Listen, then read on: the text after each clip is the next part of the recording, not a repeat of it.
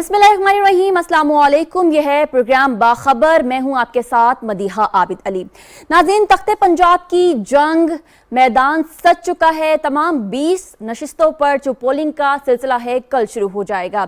इंतखाबी मुहिम अपनी पूरी गहमा गहमी के साथ ख़त्म हो चुकी है और आपने देखा कि तमाम इलाकों में पाकिस्तान मुस्लिम लीग नून और पाकिस्तान तहरीक इंसाफ और तमाम रहनुमा जो हैं वो खुद मैदान में उतरे, तकारीर की आवाम में जोश जगाया। अब देखना यह है कि आवाम का जवाब क्या आता है, आवाम किसको जितवाती है।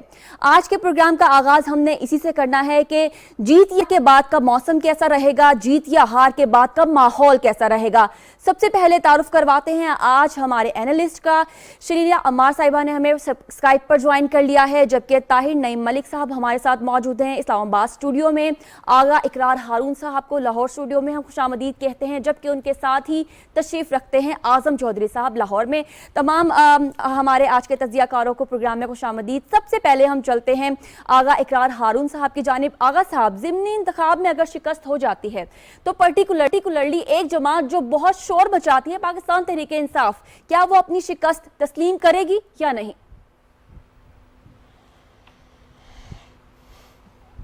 मेरा ख्याल है कि वो शिकस्त बिल्कुल तस्लीम नहीं करेंगे।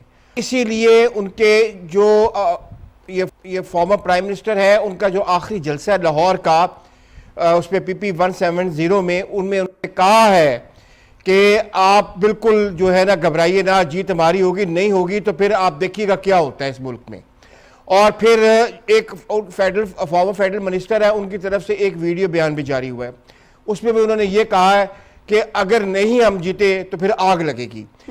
बात यह है कि जो PTI है वो, मैं हमेशा वो कहता हूं कि वो एक प्रेशर ग्रुप की सियासत करती है। वो सिर्फ और सिर्फ एक अनार्किस्ट की जो सियासत होती है वो पाकिस्तान में उन्होंने उनको बहुत अरसे के बाद इंट्रोड्यूस करवाया है। पहले भी एक अनार्किस्ट पार्टी होती थी, बहुत पहले की बात है, 40 साल पुरानी मैं बात कर रहा हूँ। अब फिर से एक उन्होंने उसको, अनार्किज्म को जो है वो फिर लोगों को री इंट्रोड्यूस करवाया है। मेरा नहीं ख्याल है कि PTI किसी भी सूरत में रिजल्ट मानेगी अगर वो रिजल्ट उनकी हार के सामने आए, जो कि उनको नजर आ रहा है। 16 सीट्स ऐसी हैं जिसमें PML को ऑलरेडी एज हासिल है, उनमें से 4 सीट लाहौर की भी हैं। और ये सारी सिचुएशन उनको नजर आ गई है कि PMLN ने बहुत सोच समझ के वो कैंडिडेट्स जो हैं वो पिच किए हैं जो कि पहले विनर थे, यानी कि जिसको हम अपनी जबान में रिपीटर कहते हैं, वो रिपीटर भी हैं और विनर भी हैं। उनको अपनी शिकस्त साफ नजर आ रही है, तो वो शिकस्त के बाद तो नहीं मानेंगे, वो गिराओ जिलाओ की तरफ जाएंगे। वो, मुझे ये लगता है कि वो मुल्क में एक और कॉल कर देंगे और हो सकता है कि वो डिसओबेयंस और जो है एक कंप्लीटली आप कह सकते हैं एक मूवमेंट लॉन्च करें, एक कैंपेन लॉन्च करें against any institute of the state.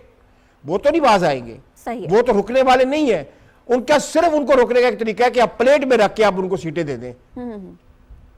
सही है, ठीक है। मैं हालात बहुत खराब नजर आ रहे हैं मुझे, अल्लाह अपने ज़ुबान में रखे हम सबको। ठीक है, आपका जवाब आ चुका है। आजम साहब, हमने माजी में देखा है कि चाहे इंग्लैंड हो, हरम शरीफ हो, मस्जिद नबवी हो या फिर कोई निजी फ्रेंचाइज हो खाने पीने की, वहाँ पे हमें दंगे फसाद, गंदी गालियाँ और इस तरह की ज़बान मुख्तलिफ रहनुमाओं के खिलाफ बोलती हुई दिखाई दी। इस बात के पेश नज़र आपको क्या दिखाई दे रहा है कि अगर पाकिस्तान तहरीक इंसाफ की शिकस्त हो जाती है तो माहौल आप कैसा देखते हैं? शिकस्त तस्लीम की जाएगी पाकिस्तान तहरीक इंसाफ की जानिब से या नहीं?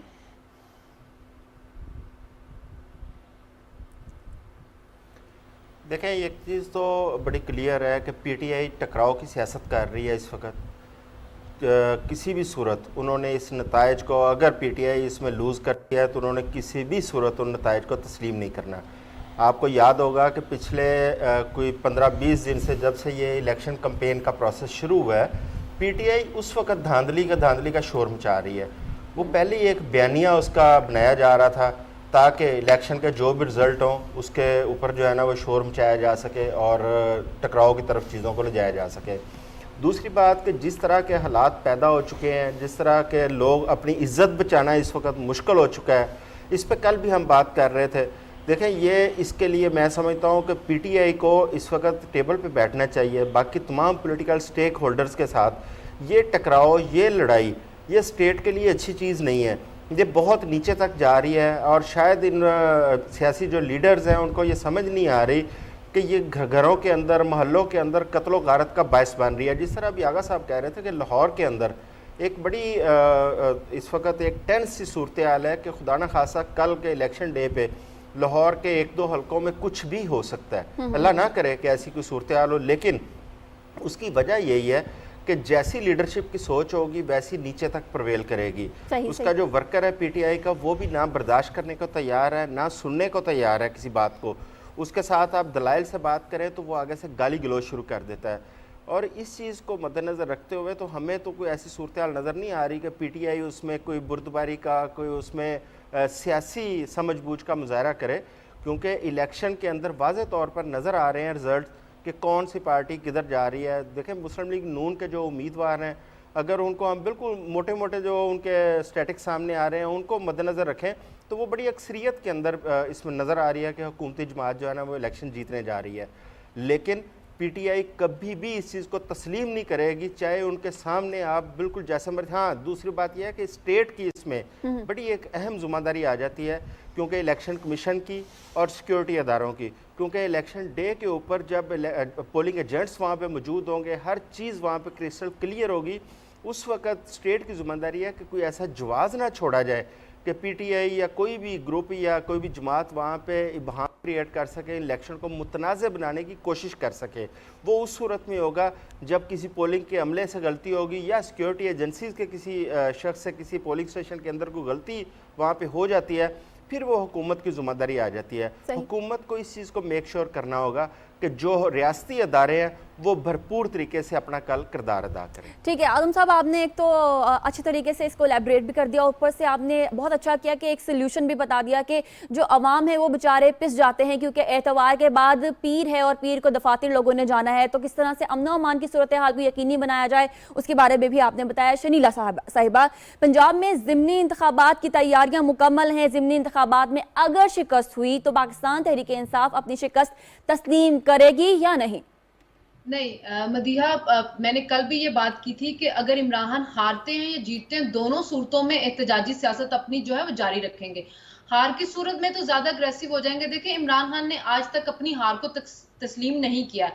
अगर हम माजी में भी जाएं तो 2013 में जब वो हार गए थे तो उन्होंने, उस इलेक्शन कमिश्नर थे, बड़े ऑनेस्ट आदमी थे, फखरुद्दीन जी इब्राहिम साहब, उन पे इल्जामात लगाए, साबिक चीफ जस्टिस इफ्तिखार चौधरी के ऊपर इल्जामात लगाए, और उसके बाद उन्होंने 35 पंक्चर वाला एक शोशा छोड़ा, जिसको बाद में उन्होंने कह दिया था कि वो तो एक सियासी बयान था। और मजे की बात ये थी कि इमरान खान ने उस वक्त अपने जो एक मेंबर थे, जो साबिक सेक्रेटरी दाखिला थे तस्नीम नूरानी, उनकी सरबराही में एक कमेटी बनाई थी और उस कमेटी ने तस्लीम किया था कि हम अपनी ही कमजोरियों की वजह से हारे हैं। हमारी टिकट्स जो थी वो सही बंदों को तकसीम नहीं हुई, स्ट्रॉन्ग नहीं थे, हमारे पोलिंग ट्रेंड नहीं थे, हम इलेक्शन वाले दिन लोगों को नहीं निकाल सके, तो धांधली का फैक्टर नहीं था इसमें। लेकिन इमरान खान साहब ने अपनी इंटरनल रिपोर्ट को भी नहीं माना, वो धरना लेके आगे जुडिशियल कमीशन की डिमांड की, जुडिशियल कमीशन उनकी मर्जी से बना, जुडिशियल कमीशन की रिपोर्ट को भी उन्होंने नहीं माना था।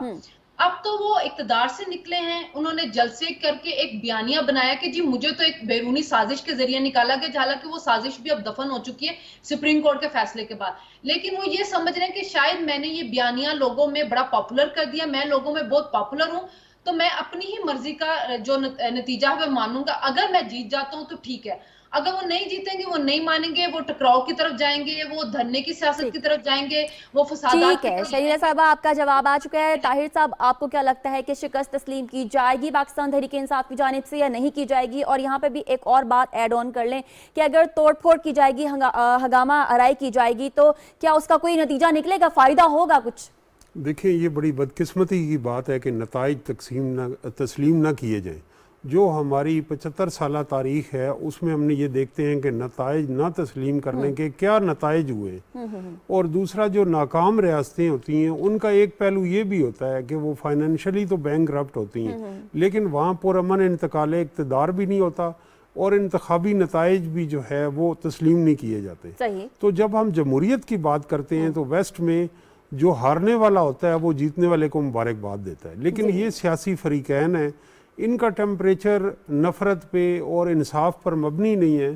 तो लिहाजा जो इलेक्शन को मॉनिटर कर रहे हैं, फेयर एंड फ्री नेटवर्क, फाफन है, पिल्डेट है, यूरोपियन कम्युनिटी एक रिपोर्ट जारी करती है, वो मोतबर रिपोर्टें हैं क्योंकि वो आलमी इदारे हैं और जो मॉनिटर करते हैं पूरी अफ्रीका से लेके पाकिस्तान तक। अगर उनकी रिपोर्ट्स जो हैं उनका हम सिविल सोसाइटी और मीडिया इंतज़ार करते हैं कि वो इस इलेक्शन को कैसे गेज करते हैं। जहाँ तक वायलेंस की बात है, देखें वायलेंस का एक तो नुकसान ये है कि जाहिर है लोगों के अंदर ट्रस्ट डेफिसिट होता है, दूसरा पोलिंग भी मुतासर होती। जो शरीफ शहरी होते हैं, पुरअमन लोग होते हैं, ज़्यादातर वो साइलेंट मेजॉरिटी होती है, जब वो देखते हैं कि बाहर तोड़ फोड़ और जलाओ घेराव है तो वो वोट पोल ही नहीं कर सकते। तो ये टेस्ट केस इसलिए भी है कि कौमी इंतखाबात जो हैं वो ज़्यादा दूर नहीं। हमें अपनी ज़िली इंतज़ामिया को और इनको, अगर हम पंजाब के 20 हलकों में वायलेंस की इजाज़त देते हैं तो नेशनल लेवल पे जो इलेक्शन होगा उसका एक क्या टेस्ट केस होगा। तो इसके ऊपर पॉलिटिकल पार्टीज़ को भी अपना रोल प्ले करना चाहिए और ये रवायत होनी चाहिए कि नताइज तस्लीम किए जाए। ठीक है, आपका भी जवाब आ चुका है। नून लीग का मुकाबला इमरान खान से कि नाअहली और महंगाई से है, ऐसा कहना है पाकिस्तान मुस्लिम लीग नून की नायब सदर मरियम नवाज साहिबा का। नाज़रीन, यहाँ पे एक प्रोग्राम में छोटी सी ब्रेक लेंगे और ब्रेक के बाद वापस आएंगे, अगले 2 सवाल तभी करेंगे।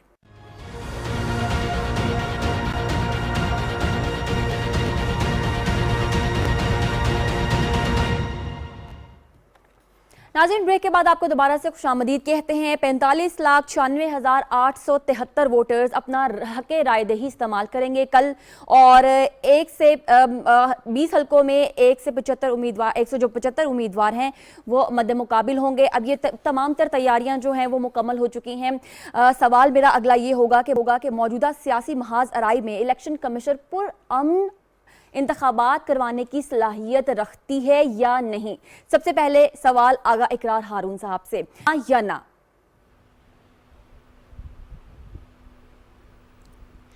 बिल्कुल रखती है, क्योंकि इलेक्शन कमीशन पहली दफ़ा इलेक्शन करवाने नहीं जा रहा है। उन्हें बहुत एक्सपीरियंस है, उनकी टीम बड़ी मैच्योर टीम है और वो रेगुलरली, आपको पता है कि बाई इलेक्शंस भी करवाते रहे हैं। और आपने देखा होगा कि डस्का के इलेक्शन में जिस तरह पीटीआई ने धांधली करने की कोशिश की तो इलेक्शन कमीशन ऑफ पाकिस्तान ने किस तरह यानी कि उनको पकड़ा और उनके खिलाफ एक्शंस लिए। अभी एडमिनिस्ट्रेशन टोटली पीटीआई के साथ खड़ी थी, ये आप देख में रख लीजिए। तो मेरा ख्याल है कि कोई इशू नहीं है और बड़े आराम से इलेक्शन कराए जा सकते हैं। और हमने यानी कि रेंजर्स की और आर्मी की जो सपोर्ट है वो भी कुछ डिस्ट्रिक्ट्स में कुछ में हासिल कर ली है। इलेक्शन कमीशन किसी को भी बुला सकता है। लेकिन इस पे बात इंपॉर्टेंट ये है लॉ एंड ऑर्डर की कि एडमिनिस्ट्रेशन लॉ एंड ऑर्डर के लिए जो मर्जी कर ले। लेकिन देखिए, मैं 1988 से इलेक्शन कवर कर रहा हूँ और मैं बाई इलेक्शन भी बड़े शौक से कवर करता हूँ।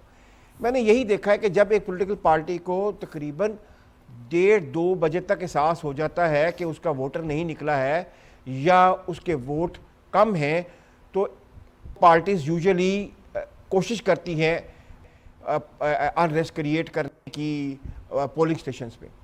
जहाँ तक पीटीआई की बात है, वो तो साइकोलॉजिकली अनरेस्ट क्रिएट करने वाली पार्टी है। वो तो पहले घर से निकलती ही इल्ज़ामात लेकर है। मैंने आज तक उनके मुंह से किसी के लिए खैर की खबर तो सुनी नहीं है। तो वो यकदम अगर उन्हें नजर आ जाए 1:30-2 बजे तक के इलेक्शन किस साइड पे जा रहा है, तो मुझे डर ये है कि ये ना हो कि वो एक ही झटके में इलेक्शन कमीशन को तो पहले ही वो मुतनाज़ा बनाने की हर कोशिश कर चुके हैं। नाम लेके फॉर्मर प्राइम मिनिस्टर ने चीफ इलेक्शन कमीशन का उनके ऊपर इल्जाम लगाए हैं। मुझे ये डर है कि ये ना हो कि वो इमीडिएटली इलेक्शन कमीशन पे भी यानी कि कहे कि उस पर भी यकीन नहीं है, एडमिनिस्ट्रेशन पे तो वैसे उनको यकीन नहीं होगा, और खुदा ना खासा वो फिर से ये एकदम रखे कि हमें उन अदारों पे भी यकीन नहीं है जो लॉ एंड ऑर्डर की सपोर्ट के लिए आए हैं। ये सिचुएशन अगर क्रिएट हो जाती फिर हम क्या करेंगे। इशू ये है मदिया, मैं आपको बात बताऊं, जी ये इलेक्शन सिंपल नहीं है जिस तरह हम समझते हैं। ये बहुत क्रिटिकल इलेक्शन है पीटीआई के लिए, क्योंकि पीटीआई आप देख लेना कि डस्का में जिस तरह जो एक रूथलेस हार उसको देखनी पड़ी, जिसमें तमाम ताकत उसके पास थी, बंदे ठुआ लिए गए, सब कुछ कर लिया गया, लेकिन फिर भी क्या हुआ उनके सामने। पीटीआई को पता है कि वो इलेक्शन हारने जा रही है, लेकिन वो मानेगी नहीं।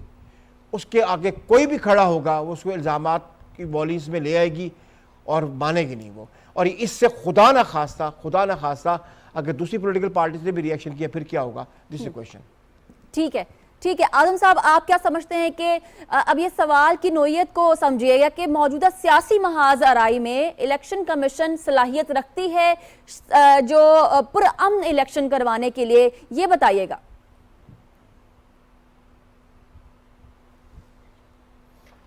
जी मदीहा, आप पहले थोड़ा सा देखें कि पंजाब के 14 अजला में 20 हलकों में इलेक्शन हो रहा है, जिसके अंदर 2 अजला को इंतहाई हसास करार दिया गया है, जिसमें एक लाहौर है, एक मुल्तान है जी। और इन अजला के अंदर जो पोलिंग स्टेशंस बनेंगे वहाँ पर फौज और रेंजर्स हसास पोलिंग स्टेशंस पर उनको तलब किया गया है जी।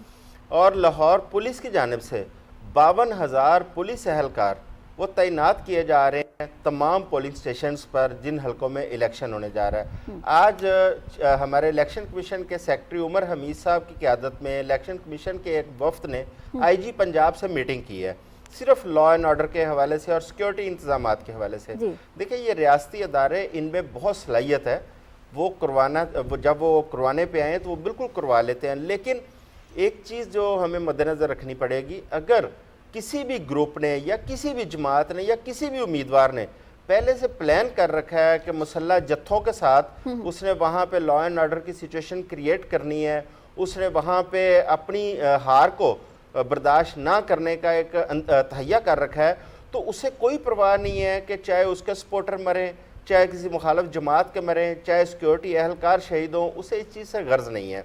लिहाजा अदारे तो अपना रोल प्ले करने की कोशिश कर रहे हैं और मुझे उम्मीद है कि इंशाल्लाह हमारे सिक्योरिटी अदारे और इलेक्शन कमीशन, उनके अंदर सलाहियत भी है और वो इलेक्शन करवा सकते हैं।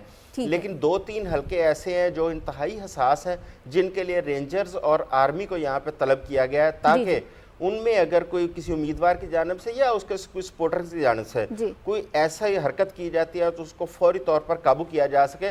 लाहौर का एक हलका इस वक्त सबसे ज़्यादा हसास करार दिया जा रहा है, जौहर टाउन का 168, कि उसके अंदर खुदा न खासा कोई ऐसा वाक़या होता है तो उसको फौरी तौर पर काबू, क्योंकि उसके अंदर पिछले चंद दिन से जो पीटीआई का उम्मीदवार है उसकी जानब से लड़ाई झगड़े के वाक़यात मुसलसल देखने में आ रहे हैं। सही। और आगे भी इस वक्त भी शहर में मौजूद बहस यही है कि उस हल्के के अंदर खुदा न खासा कुछ चीज़ें हद से क्रॉस ना कर जाएं, लिहाजा उसको फोकस किया जा रहा है। तो मैं समझता हूँ कि पीटीआई को, जिस तरह आगा साहब बात कर रहे थे ना कि सियालकोट के इलेक्शन की, देखिए सियालकोट के अंदर आपने सारा कुछ कर लिया, आपने इलेक्शन कमीशन के लोगों को उठवा लिया, आपने पोलिंग का अमला उठवा लिया, इसके बावजूद रिजल्ट्स आपके सामने हैं। जी जी जी। तो लिहाजा इन चीज़ों का, लड़ाई झगड़ों का नुकसान अगर देखें हुकूमत को पहुंचता है तो मैं समझता हूं कि उसमें जो लोग ये हरकत कर रहे होते हैं वो भी उसके नुकसान के बराबर के हिस्सेदार होते हैं और जुम्मेदार होते हैं।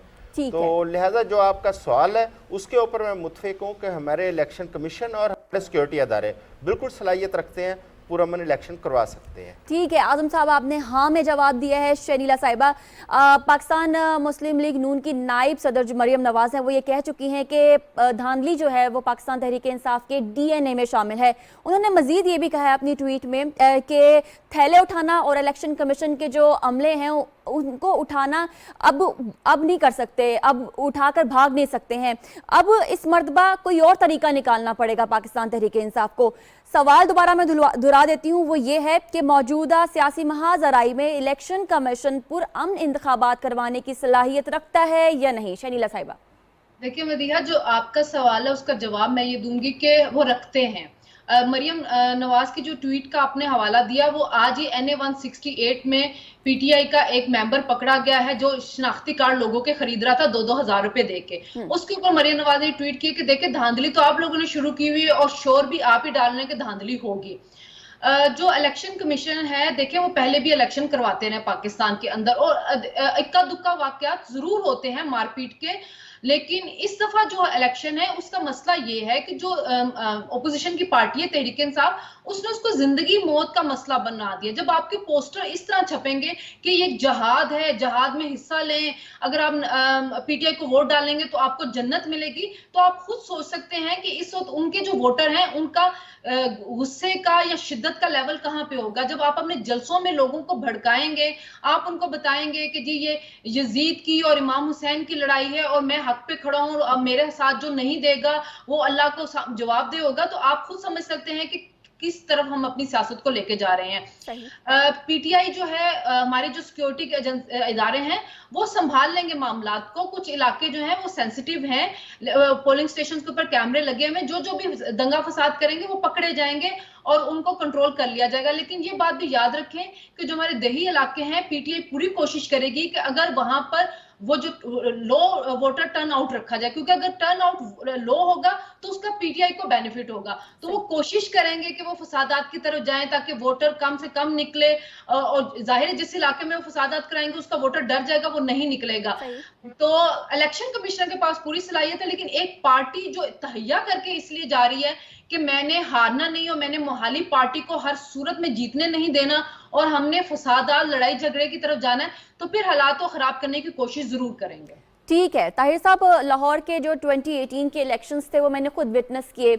मैंने देखा बहुत गहमा गहमी होती है और तमाम जो वोटर्स हैं उनकी हत्तुल इम्कान ये कोशिश होती है कि सुबह सवेरे जल्दी निकला जाए और वोट डालकर अपना जो फ़र्ज़ है वो अदा कर दिया जाए। तो आवाम को तो बहुत शौक़ है, जो मैंने देखा कि लाहौर में और पंजाब के इलाकों में वोट डालने का। तो आपको क्या लगता है कि ये शौक़ को पूरा करवाने में कामयाब होगी इलेक्शन कमीशन? मौजूदा सियासी महाजराई में इलेक्शन कमीशन पुरअमन इंतखाबात करवाने की सलाहियत रखती है या नहीं? सलाहियत रखती है, लेकिन इसका टेस्ट केस जो है वो कल होगा कि पुरअमन होता है या नहीं। लेकिन हमने ये देखा कि अभी तक जो कैंपेन रही है उसके अंदर बड़ी मोबिलाइजेशन रही है, दोनों पार्टियों की तरफ से जलसे हुए हैं, सारा कुछ हुआ है। जो टेस्ट केस होता है वो ये होता है, एक तो ये देखें कि पोलिंग स्टेशन की हदूद में लोग असला लेके आते हैं जी, तो वो वहाँ जो लॉ इन्फोर्समेंट के इदारे हैं उनको असला जब्त करना चाहिए। और फिर दूसरा ये है कि वो वहाँ लड़ाई शुरू हो जाती है, तो लड़ाई होती है तो उसके अंदर अगर असले का इस्तेमाल होगा तो लोग ज़ख्मी होंगे, जान से जाएंगे। दूसरा जो है कि बैलेट पेपर उठा के भाग जाना, ये तो एक इंतहाई संगीन और ये इससे ट्रस्ट डेफिसिट। तो ये है कि इसमें कल ज़िली निज़ामिया का यकीनन रोल होगा, उनकी कैपेसिटी भी है, लेकिन कौमों का मुस्तकबिल इदारों से वाबस्ता है। और इदारों को अगर हम खोखला करते हैं, उनको स्ट्रांग मजबूत नहीं बनाते, तो फिर सियासी निज़ाम भी मजबूत नहीं होता। ये जो इंतखाबात हो रहे हैं ये पीटीआई के रेफरेंस पे ही हो रहे हैं, उनकी ख्वाहिश और उनकी मंशा पे ही हो रहे हैं। तो इसमें ये ट्रेडिशन ये सेट करनी चाहिए कि जहाँ पीटीआई जीते तो वहाँ उस वक्त जो मुस्लिम लीग नून के आला अहदेदार हैं उनको मुबारकबाद दें, और जहाँ नून लीग जीते वहाँ तहरीक, मेरी ये तजवीज़ है, तहरीक इंसाफ की कायदीन उनको मुबारकबाद दें। ऐसा हो सकता है, बड़ी आइडियल सूरत हाल आपने बताई। ऐसा होना चाहिए, होना चाहिए। देखें अब सियालकोट में इलेक्शन हुआ, एक में आपकी गवर्नमेंट है, वहाँ नून लीग जीत गई, दूसरे में भी आपकी गवर्नमेंट है, नून लीग की सीट खाली हुई, वहाँ से पीटीआई जीत गई।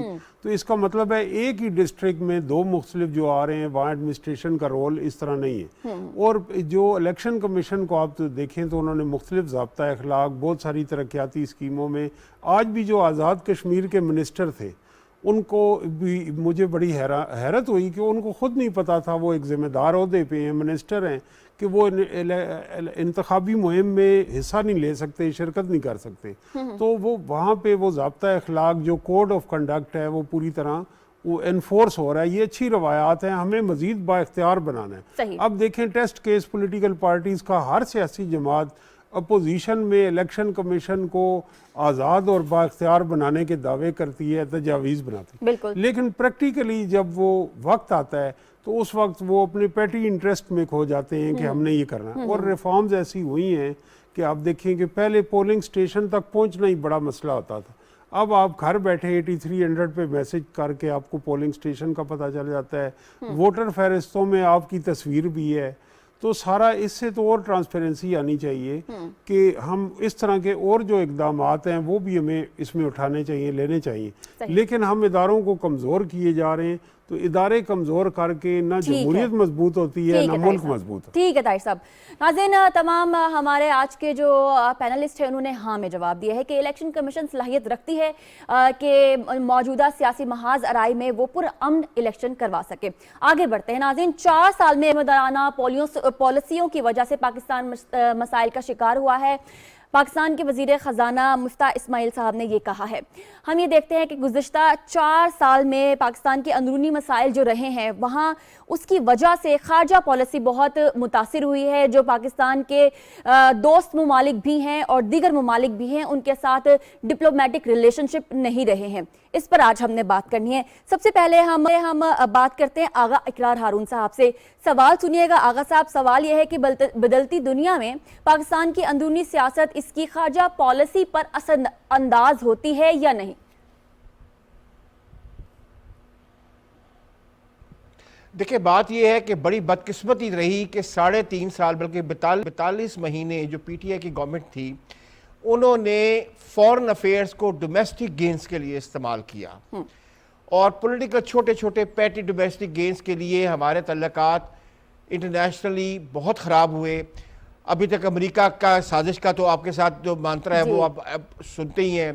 यूरोपियन यूनियन के साथ हमने बढ़ के मारी कि जी आप कौन होते हैं हमें कोई खत लिखने वाले। बिल्कुल, यूरोपियन यूनियन हो गया, अमेरिका हो गया, उसके बाद अगर आप आ जाएं इवन हमारे जो मुस्लिम ममालिक हैं उनके साथ हमारे तल्लुकात इतने ख़राब हो गए। एक आप मुझे भाई समझ के एक मुझे घड़ी देती हैं तोहफे के तौर पे और वो घड़ी जाके मैं मार्केट में बेच आता हूँ, तो मुझे बताइएगा कि आपकी क्या राय होगी मेरे बारे में। तो ये हमारे यहाँ पे तो ये हुआ है कि हमारे फॉर्मर प्राइम मिनिस्टर को जो दोस्ती में, मोहब्बत में, इज्जत में, एहतराम में जो घड़ियाँ मिली वो उन्होंने लोकल मार्केट में जाके बेच दी। क्या मैसेज दिया हमने अपने जो हमारे दोस्त हैं मुस्लिम ममालिक में? तो हमने बहुत ही ज़्यादा तल्लुकात अपने यानी कि ख़राब किए इंटरनेशनली, ख़ासकर यूरोपियन यूनियन से, अमेरिका से और गल्फ़ के साथ। अब इस गवर्नमेंट को आके पहली तो बात यह है कि इनको थोड़ा सा टाइम मेरा ख्याल था लगेगा रिक्लेम करने में, लेकिन अल्हम्दुलिल्लाह इनकी स्पीड रिक्लेम की बहुत ज़्यादा रही है और आज पाकिस्तान इस काबिल हो गया है कि पाकिस्तान ने एक जो बड़ी देर से कोशिश कर रहा था India United nation security council की परमानेंट मेंबरशिप के लिए, उसको इतना स्ट्रांगली मिटिगेट किया है कि जिसको कहते हैं बोल्ड आउट कर दिया है इंडिया को। और उसमें ऑफ कोर्स कि जो बाकी ममालिक हैं उनके साथ मिलकर अपनी लॉबिंग कर कर, अपनी पार्लेस कर कर उनको ये समझाने में कामयाब हुआ है पाकिस्तान कि इंडिया को अगर आपने परमानेंट मेंबरशिप दे दी तो ये तो तबाही मचा देगा अपने सारे नेबर्स के साथ। इसका तो हर नेबर के साथ कोई ना कोई लैंड डिस्प्यूट है, चाहे वो म्यांमार हो, चाहे वो बांग्लादेश हो, चाहे वो नेपाल हो, चाहे वो चाइना हो, चाहे वो पाकिस्तान हो। पाकिस्तान ने बड़ी कामयाबी से इंडिया को वो इसमें मिटिगेट किया है अपनी परमानेंट मेंबरशिप के लिए। That credit goes to obviously the leadership, I mean अपना फॉरेन मिनिस्टर बिलावल भुट्टो जरदारी साहब, लेकिन ऑफ कोर्स उनकी जो पूरी टीम है जिसमें फॉरेन सेक्रेटरी है सुहेल साहब और फिर जो हमारे डेस्क हैं, डिफरेंट डेस्क हैं, क्योंकि ये वो मामला था कि हमें पूरी दुनिया से जितने भी दुनिया मेंबर्स हैं उनकी हमें सपोर्ट चाहिए थी और हमारे तमाम डेस्क ने बहुत काम किया है। ठीक है, आपका जवाब हाँ में है। आजम साहब की जानिब बढ़ेंगे। आजम साहब, आप एक आला पाए के सहाफी भी हैं, इस सवाल का जवाब भी दीजिएगा, साथ साथ ये बताइएगा कि मजीद ऐसा और क्या किया जा सके कि पहले जैसे 60s में 70s में पाकिस्तान के रिलेशन हुआ करते थे मुख्तलिफ ममालिक के साथ, वैसी आइडियल सूरत हाल हो जाए।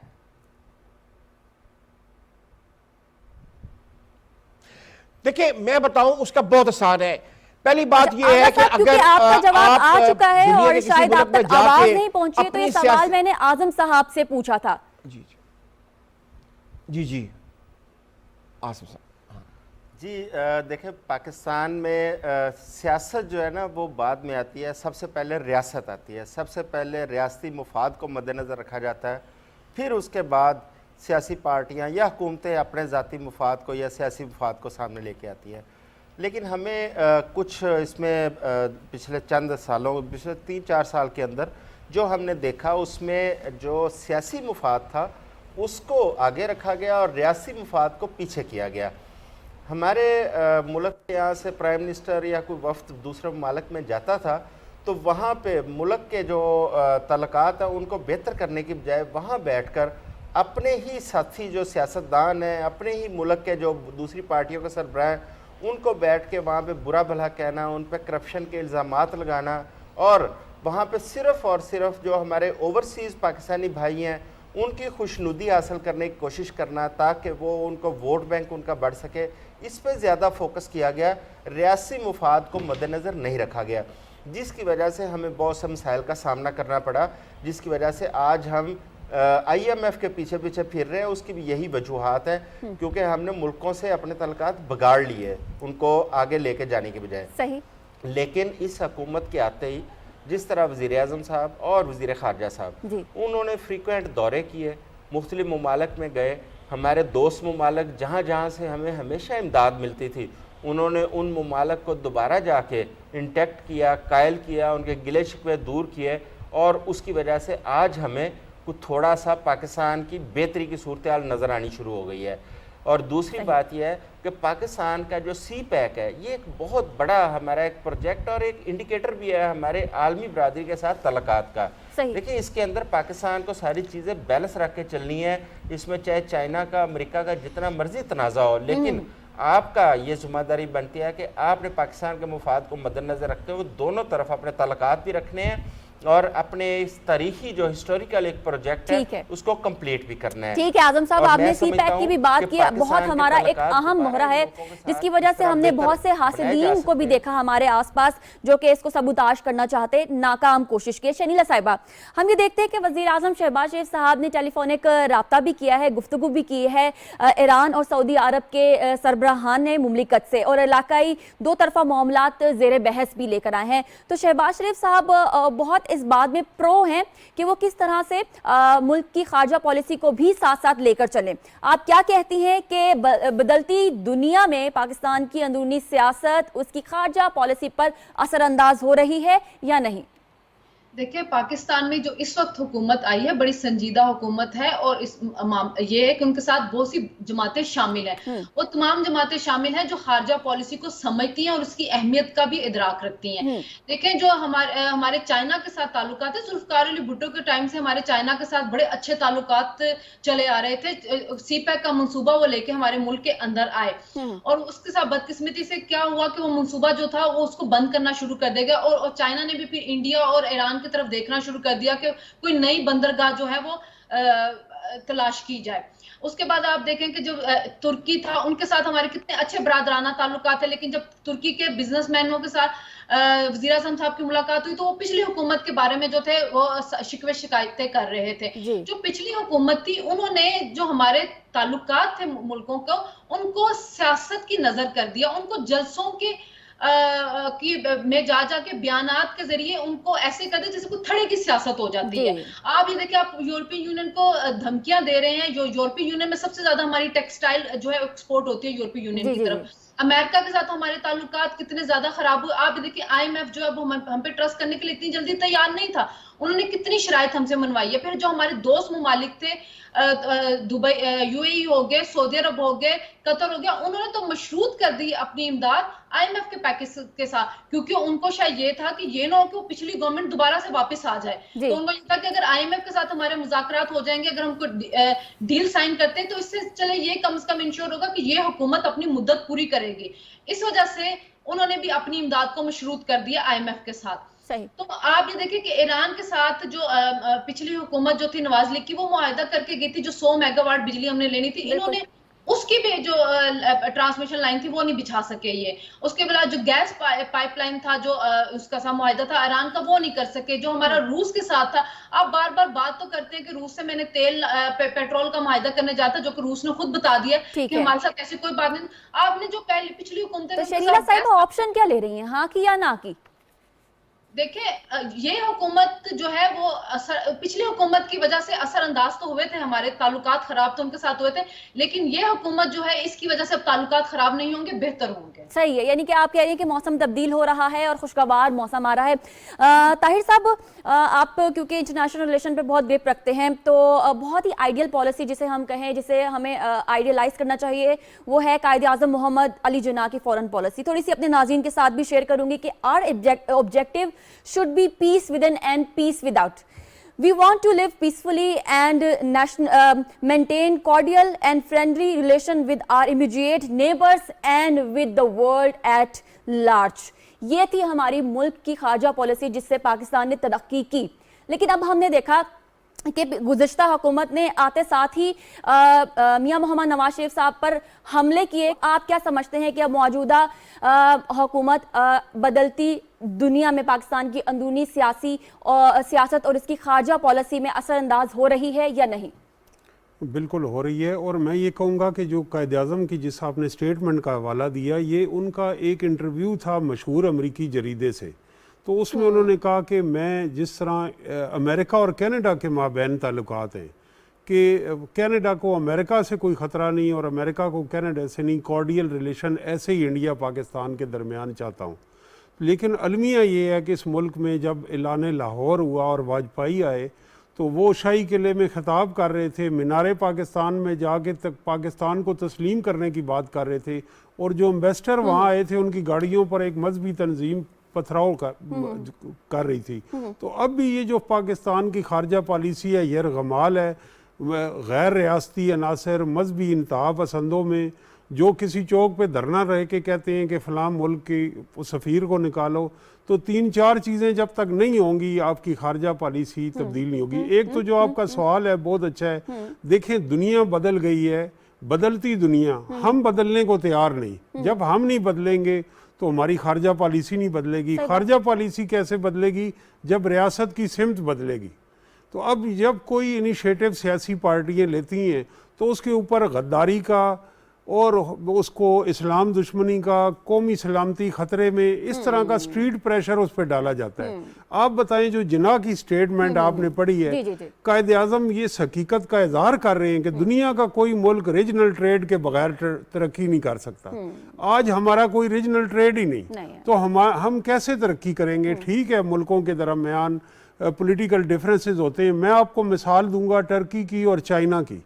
इनके डिफरेंसेस किस मुल्क से नहीं है, लेकिन हर मुल्क से वो इंगेज कर रहे हैं। हमारी खारजा पॉलिसी का में मसला ये है, हमारी कोई कल्चरल डिप्लोमेसी नहीं, हमारी इंटरटेनमेंट इंडस्ट्री नहीं। हमने जनरल ज़ियाउल हक के दौर में सोचा कि फिल्म तो बेहयाई की तरफ जाती है और ये बंद ही कर दो, लिहाजा आज हम कश्मीर पे कोई अच्छी फिल्म नहीं बना सके। जो हमारे पड़ोसी मुल्क प्रोपेगेंडा कर रहा है, कश्मीर में जुल्म भी कर रहा है, दुनिया में प्रोपेगेंडा भी है। आज की दुनिया में जो नेटफ्लिक्स है उस पर हमारा मटेरियल ही नहीं है। हमारी खारजा पॉलिसी का इकॉनमी और ट्रेड से लिंक नहीं। ये बात अब मैं आपके नाजरीन के सामने, ये एक चूरन बेचा गया कि रूस से सबसे सस्ता तेल मिल सकता है। भाई ये क्यों नहीं कहते कि ईरान से सबसे सस्ता तेल मिल सकता है? ईरान से आपको ज़मीनी ट्रांसपोर्टेशन वो है ही नहीं, कॉस्ट ही नहीं है। और दूसरा जो बात ये है कि हमारी खारजा पॉलिसी जो है वो उसके अंदर मुख्तलिफ इदारों की इनपुट ही नहीं है। पाकिस्तान की सियासी जमातें, पाकिस्तान की पार्लियामेंट, पाकिस्तान का यूनिवर्सिटी प्रोफेसर, पाकिस्तान का साफ़ी, पाकिस्तान का मीडिया, इसमें नौजवान, औरतें, बुजुर्ग, बच्चे, खारजा पॉलिसी में मुझे उनकी कोई इनपुट नहीं नज़र आती। तो जब चंद अफराद जो हैं इसको अपनी मुट्ठी में रखेंगे तो एक मरबूत इसकी मिसाल मैं दूंगा, दुनिया कैसे बदल रही। देखें, कल जो अमरीकी सदर हैं उन्होंने सऊदी अरेबिया का दौरा किया और ये दूसरा दौरा है। पहला ट्रंप ने किया, दौरा ने इलेक्शन कैंपेन, उन्होंने जो ट्वीट किए सऊदी अरेबिया के बारे में, तकारीर की, वो मैं दोहरा नहीं सकता, नफरत अंगेज और शिद्दत उसमें थी। और इसी तरह जो बाइडन ने अपनी सारी इलेक्शन कैंपेन में सऊदी अरेबिया के खिलाफ कैंपेन की, लेकिन दोनों ने सदर बनने के बाद वो दौरा सऊदी अरेबिया करते हैं और अमलीयत पसंदी पे उनकी खारजा पॉलिसी है। वो अपनी मईशत को बढ़ावा दे रहे हैं, वो ज़्यादा तावन। तो हम जो है वो अमलीयत पसंदी के बजाय चंद जज्बाती नारों के ज़रिए करना चाहते हैं। दुनिया बदली है, कब बदली है? रूस के टूटने के बाद, जवाल के बाद। 1990-91 में पूरी दुनिया ने खारजा पॉलिसी में कोल्ड वार पैराडाइम से बाहर निकल के देखा है। हम अभी तक कोल्ड वार पैराडाइम पे ये खड़े हैं। तो जब तक हम बदलती दुनिया के साथ खुद नहीं बदलेंगे, हमारी खारजा पॉलिसी भी नहीं बदलेगी। सही है। तो आप हाँ का ऑप्शन ले रहे हैं या ना का ऑप्शन ले रहे हैं? हाँ का ऑप्शन ले रहे हैं। ठीक है, आप ये कह रहे हैं कि बदलती दुनिया में पाकिस्तान की अंदरूनी सियासत इसकी खारजा पॉलिसी पर असरअंदाज हो रही है। शनीला साहिबा ने भी कहा कि असरअंदाज हो रही है, ताहिर नईम मलिक साहब ने भी कहा कि हाँ असरअंदाज हो रही है। आगा साहब और आजम साहब ने भी इसकी तायद की है और कहा है कि हाँ बदलती दुनिया में पाकिस्तान की अंदरूनी सियासत इसकी खारजा पॉलिसी पर असरअंदाज हो हो रही है। शहीला साहिबा, ताहिर साहब, आगा साहब और आजम साहब, तमाम हमारे आज के मुअज़्ज़िज़ पैनलिस्ट का बहुत शुक्रिया। नाज़रीन, अपना रखिए। प्रोग्राम बाखबर से मदीहा को इजाज़त दीजिए। अल्लाह हाफ़िज़। पाकिस्तान पाइंदाबाद।